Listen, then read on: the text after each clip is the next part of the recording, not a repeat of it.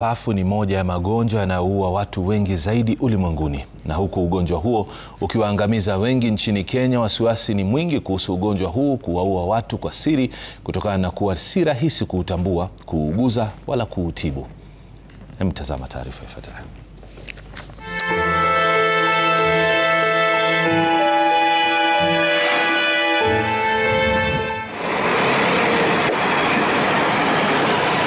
Jaa la Dandora, viungani mwa jiji la Nairobi, na hapa tunakumbana na moshi na uchafu ambao umekuwa ukitupwa kwa miongo kadhaa.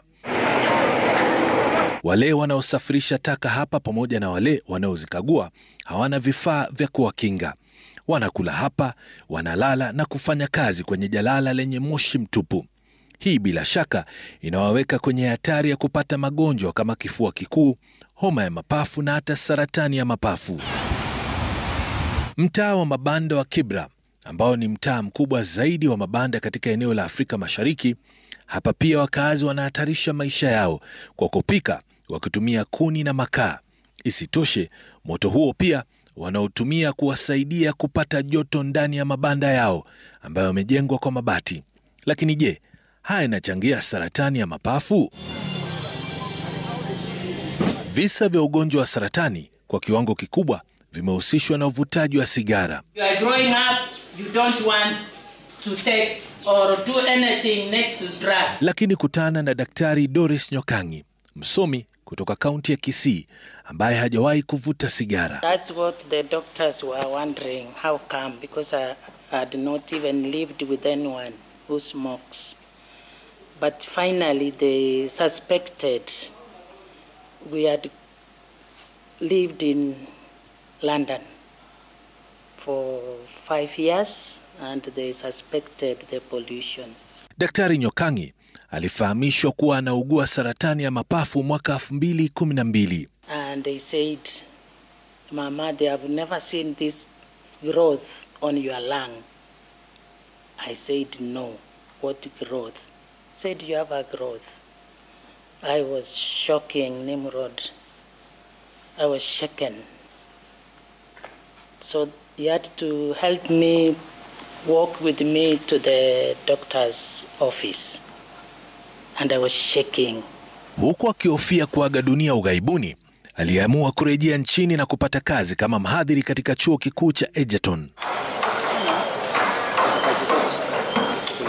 Katika hospitali ya Living Room International, viungani mwa mji wa Mombasa, ninakutana na Dorcas Atieno kutoka Busia, mgonjwa anayeugua saratani ya mapafu. Kisa chake kilianza kwa kutogunduliwa haraka kwa ugonjwa huo, kwani kila mara alipolalamikia maumivu kifuani na kwenda hospitalini, alielezwa anaugua aidha ugonjwa wa kifua kikuu, homa ya mapafu au virusi vya HIV. Nilianza kuugua mwaka wa 2014. Hapo ndo nilianza kukohoa damu. Nilipoenda kwa kituo cha afya, walinipima ugonjwa wa TB na HIV ambayo ilikosekana. Alafu ilipokosekana, niliwekwa katika madawa ya allergy, ni Centrism. Nilianza kuitumia hadi mwaka wa 2021. Kama Daktari Dorcas hajawahi kuvuta sigara. Jibu ilikuja, ikapatikana kumbe ni cancer of the lung stage 3. Ndio nikawekwa kwa madawa sasa. Nikaambiwa sasa hii kansa yangu sio ile ya kusambaa, ya kwenda kwa sehemu zingine, iko tu pale pale. Dorcas sasa anategemea familia yake kukimu mahitaji yake ya kimsingi. Huduma ya bima mpya ya afya ya SHIF imemsaidia, lakini anasema mara kwa mara tatizo ni mfumo huo kufeli anapohitaji matibabu. Unaweza pata hospitali umesema unakuja siku 2. Unapata na spend huko siku 4, siku 5. Sababu system unapata zimefail, ziko down. Katika kaunti ya Nyeri, John Mbai na Edward Ngari wamekuwa wakiugua ugonjwa wa saratani tangu mwezi Februari mwaka 2024. Mbai alikuwa mvutaji sigara hapo awali. Edward Ngari hajawahi kuvuta sigara. Mbali na uvutaji sigara, Mbai pia alikuwa akifanya kazi za sulubu katika mgodi wa mawe ambapo huenda alikumbana na vumbi wakati wa kuchimba na kusaga mawe. Nikasikia kuna uchungu inaenda hivi. Sasa nikarudi hospitali nikawaambia kuna kitu baya kwa pande yangu ya roho. Sasa nikaambiwa nitatolewa hiyo uvimbe itatolewa. Sasa nikatumwa kwa Jikwite huko kwa machini ya niende nitolewe. Sasa naenda nikatolewa. Kutolewa nikapewa nilipeleke huko Aga Khan. Labu kachukuliwa ni nini? Kaipeleka ndio nilipatikana niko na kansa. Edward Ngari hata hivyo amelemewa zaidi na hawezi kujisaidia mwenyewe. Ugonjwa ukimlemea siku baada ya siku. Kwa ajili ya bill nikahamishwa mpaka Murang'a level 5 hospital. Hapo baada ya siku 4 madaktari wakagoma, nikarudi nyumbani. Kurudi nyumbani nikazindiwa. Baada ya kushindwa kumudu gharama za matibabu na dawa, Ngari alipewa kibanda hiki na jirani yake ili aishi hapa. Sehemu hii, kinyume na alikokuwa akiishi, kuna umeme ambao unasaidia mashini yake ya kumpa oksijeni kupata nguvu za umeme. Mahali naishi hakuna stima. Kwa bahati nzuri nikapata jirani mwema akanipatia chumba kidogo. Sasa hapo ndipo naendelea na matibabu yangu na hiyo oxygen concentrator yangu. Familia yake imeshindwa kumudu mahitaji yake ya nyumbani kwa sasa. Wauguzi wawili ambao walikuwa wakimhudumia hawajalipwa na sasa wanapania kususia kumpa huduma anazohitaji. Sasa kwa wiki tunawapea kitu kidogo. Kila mtu tunampeaga 1500. Na sasa kwa wakati huu tuko na masida juu tuko na wiki kadhaa hatujawalipa.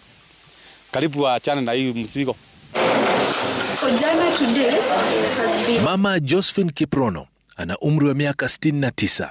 Amekuwa akiugua siku baada ya siku na afya yake inadhoofika kila uchao. Nilikuwa nasikia sikutaka kukula, nasikia sina hamu ya kukula.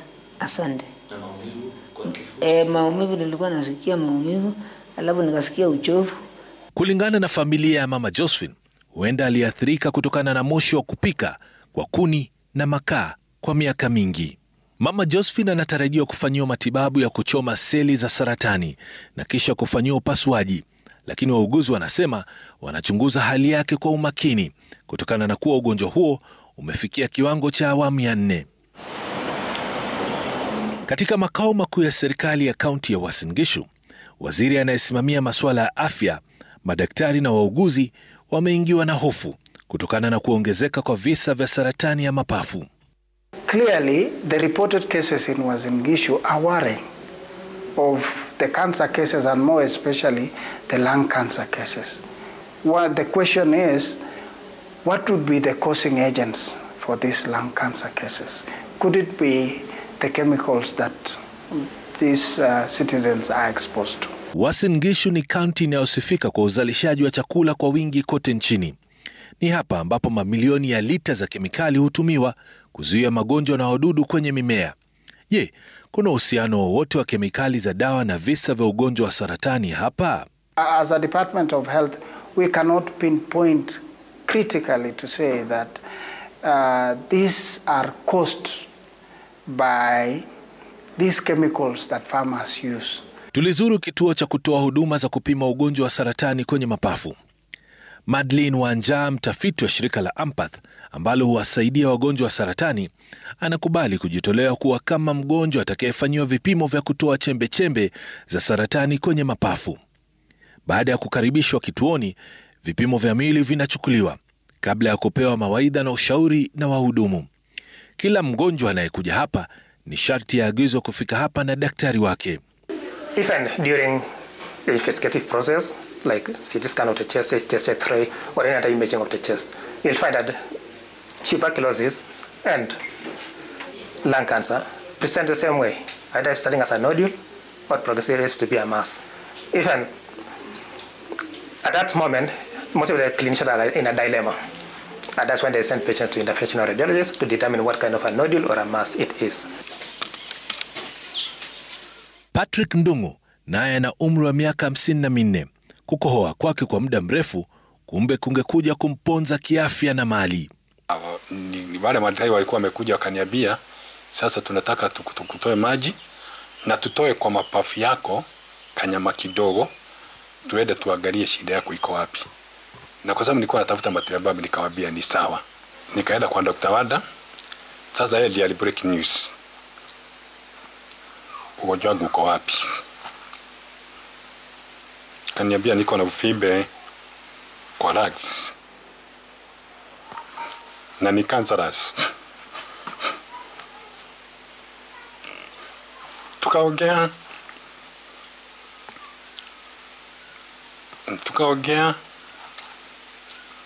akaniambia usiwe na wasiwasi, si baya, inaweza tibika. Masaibu yake yameongezeka zaidi kutokana na kuwa sehemu karibu na moyo wake imejaa maji. Mwezi wa Februari hakuweza kupata matibabu ya saratani kutokana na kuwa maji yalizidi mwilini mwake na kupelekea zaidi ya lita 5 za maji kutolewa mwilini. Kwa sasa imekuwa vigumu kupata matibabu kwa sababu ya hali hiyo, jambo ambalo linapelekea saratani yake kusambaa. Anahitaji matibabu ya shilingi 700,000 kila mwezi, na kwa bahati nzuri kampuni moja imemfanyia hisani ya kulipia shilingi 1670 na kumwacha na gharama ya shilingi 30,000 pekee kila mwezi, ambayo pia ni kibarua kwake. Lakini kungepatikana msaada wa kujua kwa mapema ni shida gani uko nayo.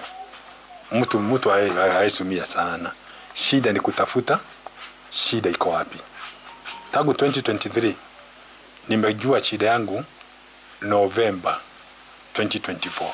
Huku wataalamu wakiendelea kuvumbua kiini cha saratani ya mapafu, wananchi wametakiwa kuwa waangalifu, hasa kuhusiana na visa vya kukohoa kwa muda mrefu na maumivu makali kwenye kifua. Nimrod Tabu, Runinga Citizen.